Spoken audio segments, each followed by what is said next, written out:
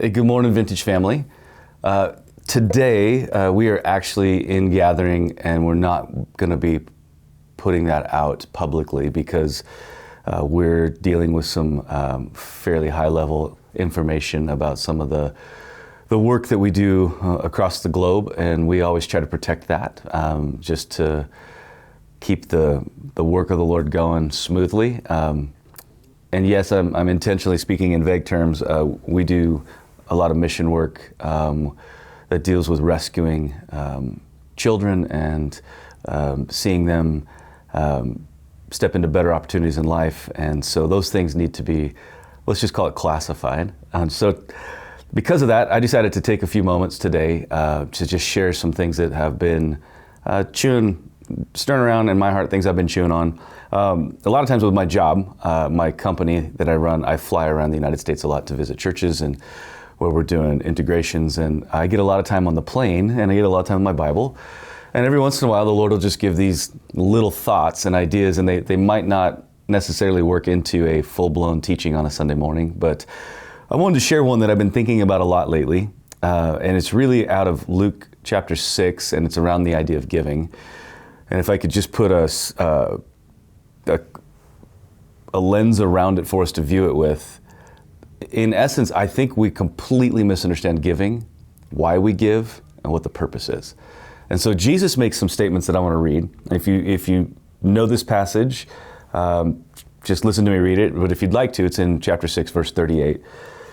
And Jesus will open with a teaching about condemning and condemnation. And he says, stop judging others, and then you'll not be judged. And then we could push pause there and say, wait a second. I don't want to deal with judgment right now because I don't think that's really what's in my heart. But what I want to look at is what Jesus is doing is he's creating this concept of there are certain things in life that if you do them, they come back to you. I.e., if you judge others, judgment comes back on you. So he's talking about the reflection and the way that what we put out into the world tends to come back at us. He says, stop criticizing others, or it will all come back on you. Again, he's doing the same thing. He's saying, look, if you're a critical person, you're going to receive criticism. And he's trying to create an index so those that are listening to him teach begin to understand that the way they live towards the world around them is going to directly affect the way the world lives towards them. And he'll go on and say, if you forgive others, you'll be forgiven. Great posture to live with. I'm going to be forgiving. I'm going to be a person that dispenses forgiveness easily. Maybe we should just push pause for a second and say, if you're a person who struggles with holding a grudge, you struggle with forgiveness. I had a really interesting conversation with a lady that's not a believer. She's actually, I think she is a Buddhist, and she was talking about compassion and the idea was just put it out into the world. And I just sat and smiled, and obviously I come from a different perspective. But I did realize something, that a lot of times we try to make forgiveness a one-step idea, where if somebody hurt me, I have to forgive them. That is true. Jesus teaches that. But he also teaches, as a man thinks in his heart, so is he. He also teaches that we are to pray for those who despitefully use us. And I realized something while I was talking to her, that the first step in forgiveness is setting our heart posture towards goodness, beginning to pray for someone. Let's say you have a friend that hurt you. When you actually spend time praying, hey, Lord, I just want to pray blessing on them. It changes the way you think about them, and it makes forgiveness much easier to walk into. And if we don't understand that principle, we're going to get stuck and mired in the fact that I can't get past the hurt. So Jesus is dealing with some of that stuff. And then he steps into a completely different concept about giving. He says, if you give, you will receive. Your gift will return to you in full measure, pressed down, shaken together, to make room for more and running over. Whatever measure you use in giving, large or small, it will be used to measure what is given back to you. Very strange shift to go from don't judge others, don't criticize others, walk in forgiveness. Oh, hey, by the way, let me talk to you about giving. often growing up in the kingdom, obviously giving is almost a hot topic for people. It's polarizing. Some people are really into giving and they've really understood concepts in the scriptures and they love it. Others are very critical of giving because they feel like the church just wants my money. And I want to set all that aside and just look at what Jesus teaches, because we're followers of Jesus. And so if Jesus is teaching principles about giving, I want to know why. He doesn't teach giving from a lens of need. What do I mean? He's not raising an offering. He's not looking to do a campaign. He's talking about a concept to live with. This entire passage is conceptual ideas for how you are to live from his kingdom's perspective. He's basically saying, this is how you should be living. I'm God. This is how I created things. This is what you want to do. So I want to give us some principles out of this. In chapter 6, verse 38, give and it will be given to you. I rarely love the King James, but I kind of love the King James in this. It says, give and it shall be given unto you. It's a great word. Here's what I want to tell you. Earthly generosity engages a heavenly reality. Earthly generosity engages a heavenly reality. In other words, when we give, it opens a portal for giving to flow back into our lives. Jesus is teaching a concept, saying, I want you to understand, when you give, when you live in generosity, it triggers something supernaturally. It opens a portal. And I want you to consider that he doesn't put an end on when it stops. Here's my question. Here's what's been, I'm 52, thinking about my latter years.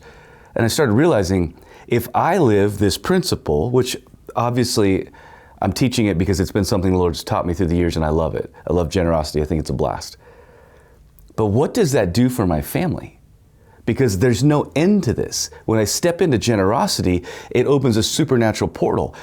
I think we err if we assume that there's a direct one-to-one relationship. Jesus doesn't say that at all. In fact, he goes on and says, with good measure, pressed down, shaken together, and running over. This was my grandfather's favorite verse. My Grandpa Giles was pastor. Every offering on a Sunday night, he would take the Sunday night offerings and he would quote this verse. And so I'm super familiar with it. But when I started looking at it, my question is, with good measure, who's measuring this? Why is it pressed down? Consider, I was, for whatever reason, I love to be in the kitchen. I love to cook. I love to bake. And when you're packing brown sugar for a recipe, say you're making chocolate chip cookies or something like that, a lot of times you'll tamp that and you'll hit that cup against the countertop. Why? To get all the air out of it and settle it. Because we understand that if we press it down, we get more into it. The volume increases, the density increases. That's the concept here. But with good measure, pressed down and shaken together, it seems to be that somebody else is in control of that. I would submit to you that Jesus is talking about a supernatural principle, which means the principle is governed by the supernatural realm, which means it's God that's dealing with it this way. Pressed down, shaken together, and running over. I love this. His goal in this, it reveals God's heart for us. His declared goal here is abundance, running over. It means he wants to give us enough that it falls off the edges and it gets wasted, which is a crazy idea. That he's so committed to generosity and so wants us to step into this principle. So he's teaching it because that's what Jesus is laying out. I want you to learn to give so it can be given back to you. In other words, if you're stingy and you don't understand generosity, all you're really doing is limiting what God can do in your life.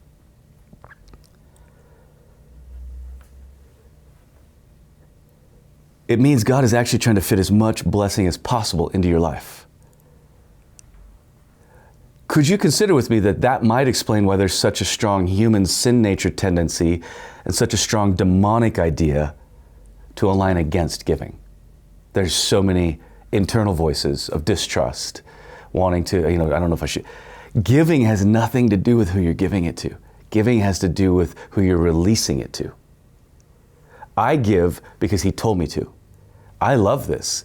Because now, if I'm driving down the street and I see somebody in need, and we've all seen people, requesting help, I can give with no concern for what's going to happen with that, because I gave it out of a generous heart. Now, do I think it's good to have concern? I do. But then he goes on and says, that not only is it going to be pressed down, shaken together, he's going to have men give into your bosom. Out of the King James again. Shall men give into your bosom? A different principle is released. Earthly generosity releases additional earthly generosity. There's a reciprocal value in the earth. It's not just supernatural law. So now we have two things coming into our life. There's a horizontal, we could call it that way, from the earthly realm, and there's a vertical. And they're both beginning to pour back into our lives in generosity. It's not just God who gives.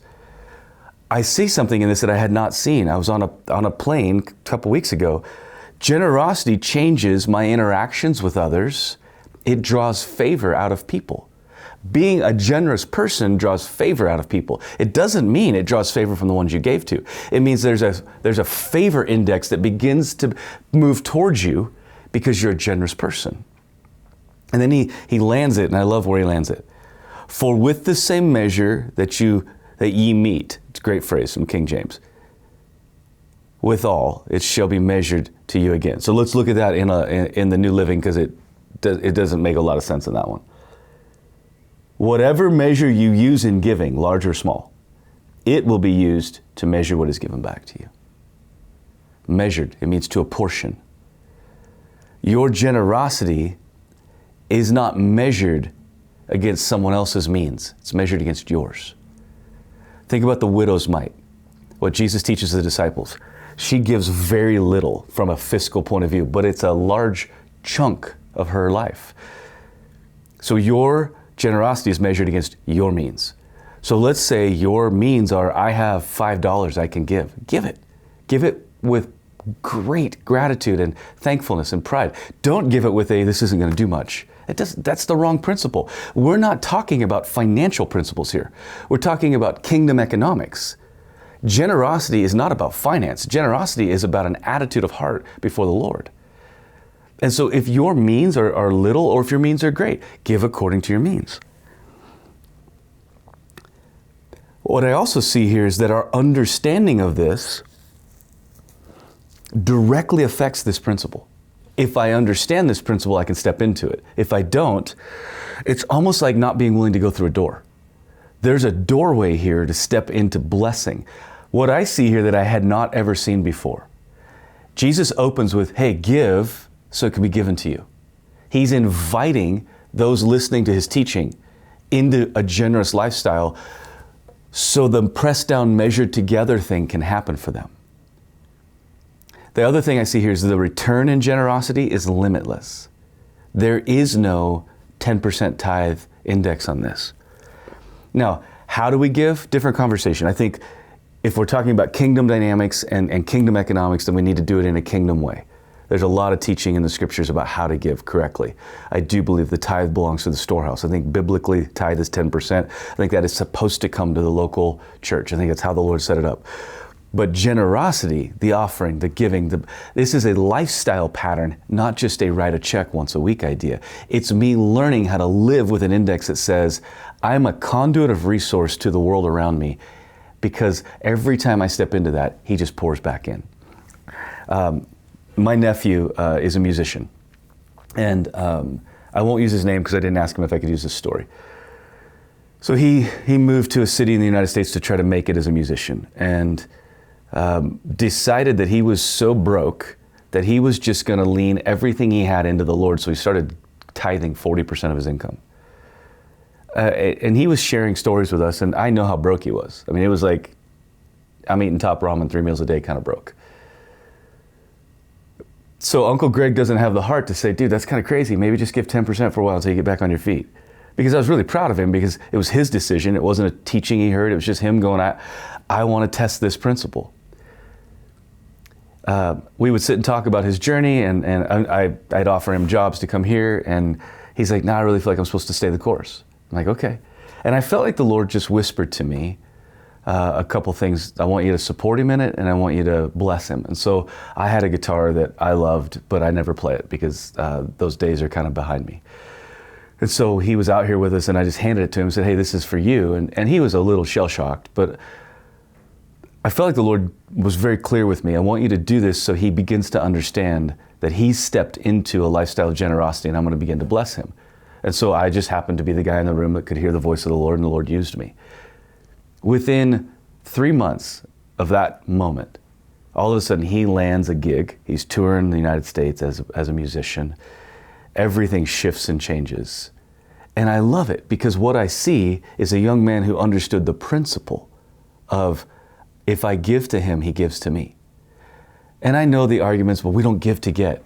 Jesus seems to teach that you can give and it's going to be given to you. What's my point in all this? Am I trying to bolster the offerings? No, not at all. What I'm trying to do is get us out of the wrong mindset. Because an abundance life requires an abundance mindset. If I'm going to live in the abundance of God, I have to step into the principles of abundance. And I can't step into the principles of abundance until I step into the principles of generosity.